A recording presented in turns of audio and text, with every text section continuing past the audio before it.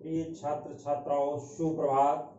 मैं सुरेश चंद और इस पूरी वीडियो में आप सभी का स्वागत अभिनंदन है।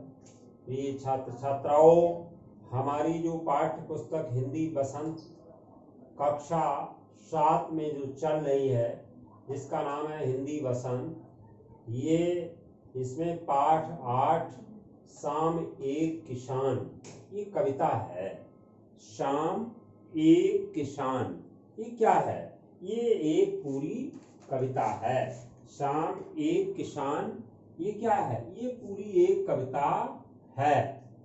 इस कविता का आज हम सब लोग इस वीडियो में अध्ययन करेंगे और बहुत सुंदर कविता है जिसका नाम है शाम एक किसान।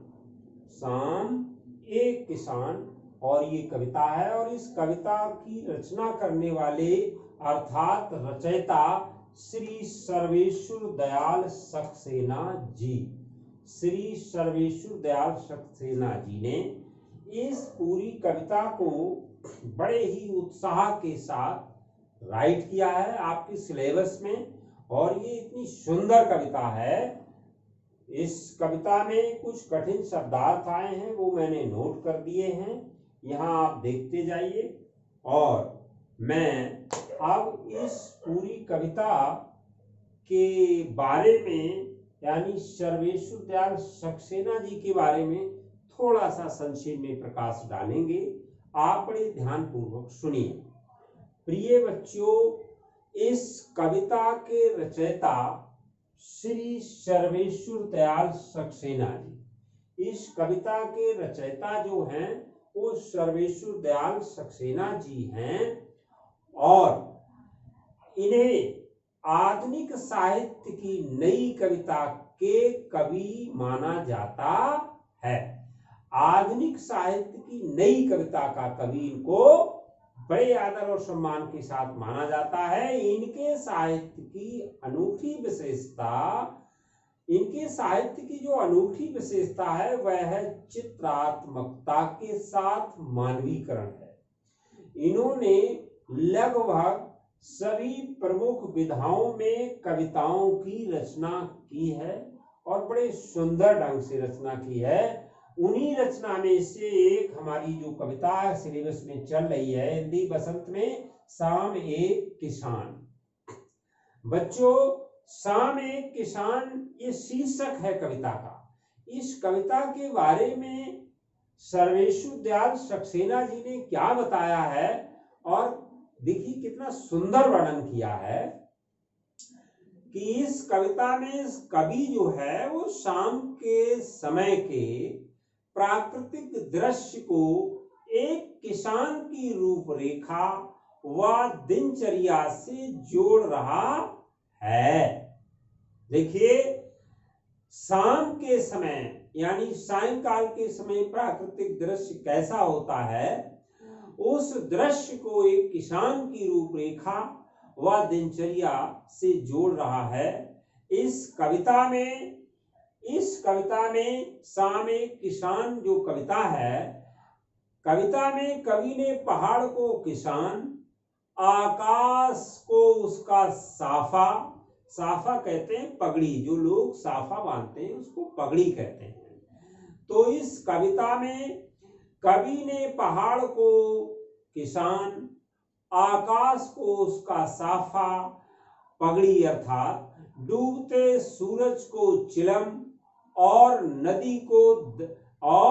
नदी दहकती अंगीठी, नदी को उसके घुटनों पर पड़ी चादर, पलाश के जंगल को, पलाश किसे कहते हैं? पलाश का अर्थ होता है टेसू। पलाश के जंगलों, बहुत देखिए कहां कहां ये गए होंगे, तो पलाश के जंगल को दहकती अंगीठी तथा घेरते हुए अंधेरे को सिमट कर बैठा हुआ भेड़ों का झुंड कहा है।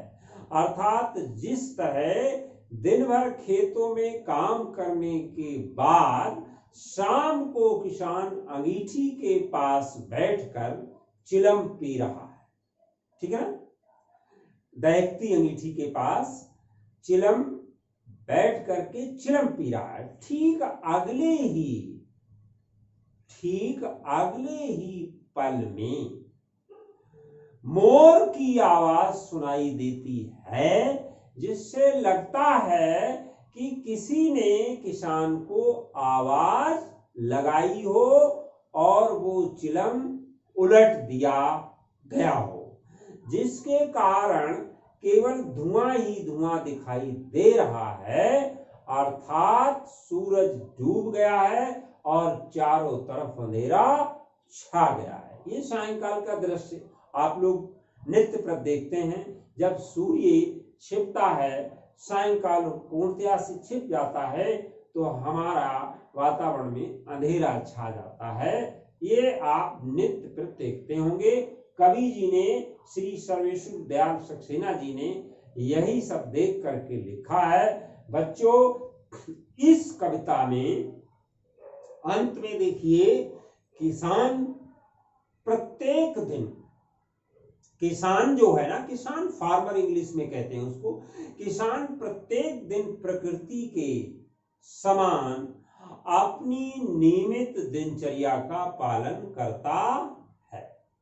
किसान जो है वो प्रत्येक दिन यानी प्रतिदिन प्रकृति के समान यानी प्रकृति के बराबर अपनी नियमित दिनचर्या का पालन करता है। जिस तरह प्रकृति के सभी कार्यक्रम